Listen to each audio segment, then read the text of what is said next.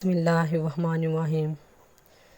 Nabila voice centre میں دل کی گہرائیوں سے خوش آمدید اور پیار بھرا السلام علیکم۔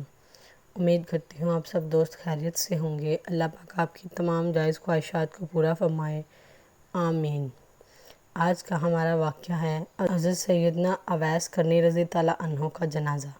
ایک عارف رحمۃ اللہ علیہ فرماتے ہیں کہ ہم عراق سے مکہ مکرمہ اور مصطفیٰ کریم صلی اللہ علیہ وآلہ وسلم کے شہر مدینہ منورہ کے ارادے سے نکلے۔ ہمارے قافلے میں بہت سے لوگ تھے۔ جیسے ہی ہم عراق سے نکلے تو ایک عراقی شخص بھی ہمارے ساتھ چل پڑا۔ اس کا گندمی رنگ عبادت کثرت کی وجہ سے پیلا پڑ چکا تھا۔ اس نے پیوند لگا لباس پہن رکھا تھا۔ اس کے ہاتھ میں ایک عصا تھا اور ایک تھیلی تھی جس میں تھوڑا سا توشہ تھا۔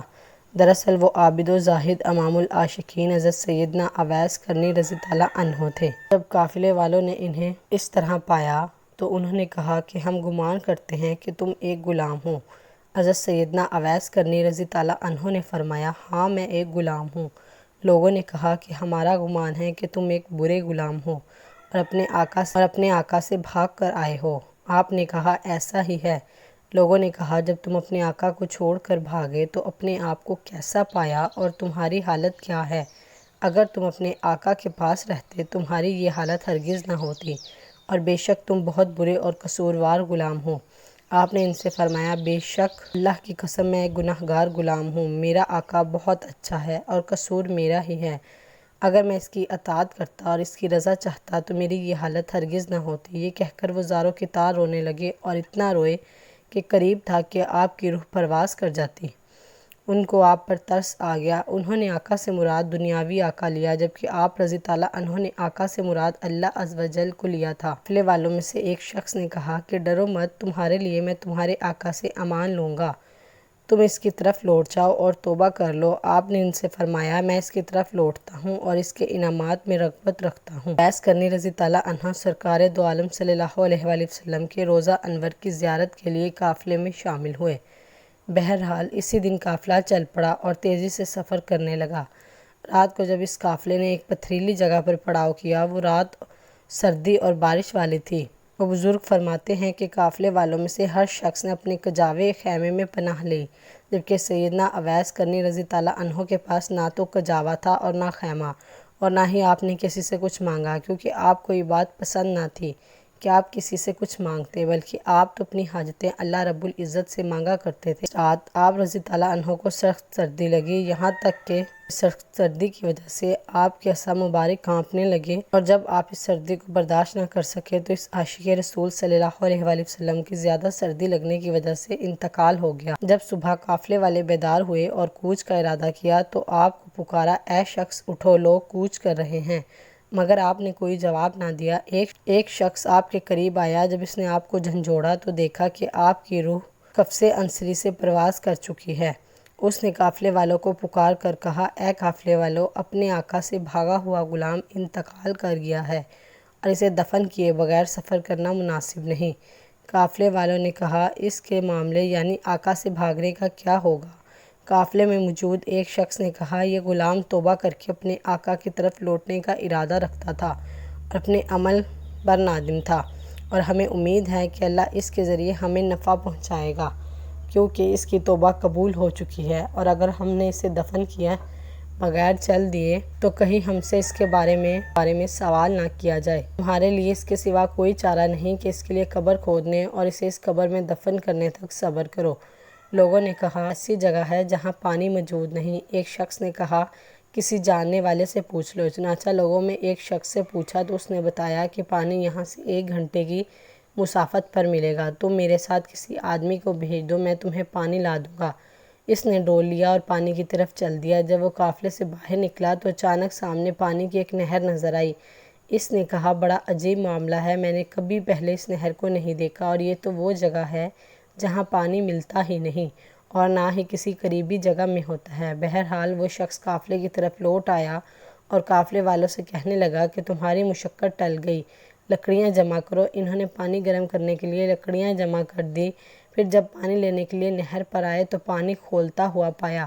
اس کے تعجب میں مزید اضافہ ہو گیا۔ یہ سب کچھ دیکھ کر شرکائے قافلہ اس شخص یعنی حضرت سیدنا اویس کرنی رضی تعالیٰ عنہ سے گھبرا گئے اور کہنے لگے بے شک یہ شخص بڑی عظمت والا ہے۔ پھر ان لوگوں نے آپ کے لیے قبر کھودنا شروع کی تو انہوں نے قبر کی مٹی کو مکھن سے زیادہ نرم پایا اور زمین سے خوشبو کی لپیٹیں آ رہی تھی۔ قافلے والوں نے دنیا میں اس سے زیادہ پاکیزہ خوشبو نہ سونگھی تھی۔ اس وجہ سے ان کے رعب و خوف میں مزید اضافہ ہو گیا اور وہ رعب و گھبراہٹ میں مبتلا ہو گئے۔ جب قبر سے نکلنے والی مٹی کو دیکھتے تو اسے مٹی کی طرح پاتے اور جب اسے سونگھتے تو اسے مشک کی خوشبو کی لہریں نکلتی۔ انہوں نے حضرت سیدنا اویس کرنی رضی تعالیٰ عنہ کے لیے ایک خیمہ نصب کیا اور آپ کے جسد اقدس کو اس میں منتقل کر دیا۔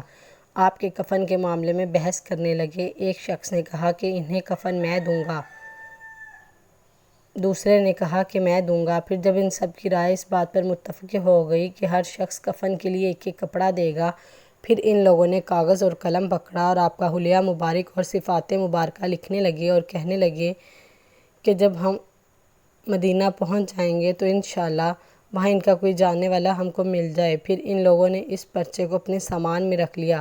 جب انہوں نے حضرت سیدنا اویس کرنی رضی تعالیٰ عنہ کو غسل دے دیا اور کفن پہنانے کے لیے آپ کے لباس کو اتارنا چاہا تو آپ کو جنتی کفن میں لپٹا ہوا پایا۔ دیکھنے والے اس کفن کو کبھی نہیں دیکھا تھا۔ اس کفن پر مشک عنبر لگا ہوا تھا جس کی خوشبو نے فضا کو معطر کر دیا تھا اور آپ کے جبین اطہر اور مبارک قدموں پر مشک کی مہر لگی ہوئی تھی۔ یہ دیکھ کر لوگ کہنے لگے کہ گناہ کرنے کی قوت اللہ ہی دیتا ہے اور نیکی کرنے کی طاقت بھی اللہ ہی دیتا ہے۔ اللہ نے انہیں کفن پہنا دیا اور بندوں کے کفن سے بے نیاز کر دیا۔ ہم اللہ سے دعا کرتے ہیں کہ اللہ تعالیٰ اپنے اس برگزیدہ اور مقبول شخص کے وسیلے سے ہمیں جنت عطا فرمائے گا اور ہم پر رحم فرمائے گا۔ حضرت اویس کرنی رضی تعالیٰ عنہ کو